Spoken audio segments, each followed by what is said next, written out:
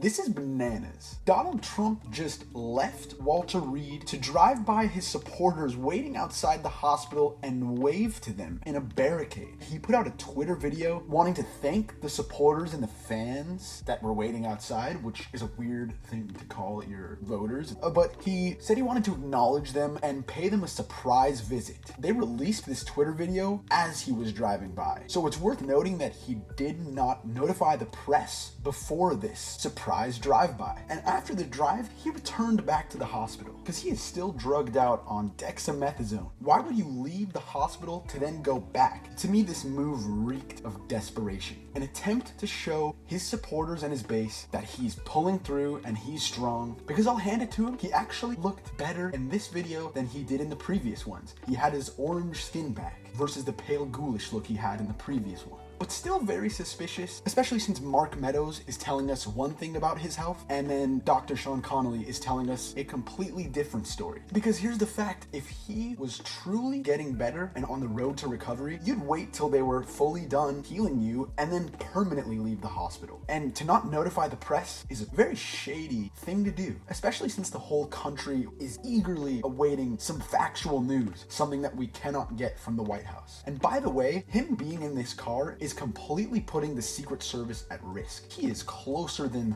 3 feet between him and the driver and the guy in the passenger seat. They're wearing masks, but he's breaking guidelines with them. He has coronavirus and he's symptomatic. Very selfish, not setting a good example, but that is exactly what we expect from this president. Guys, I'm all over this, so make sure you subscribe for the hourly videos and I will continue to uncover the truth.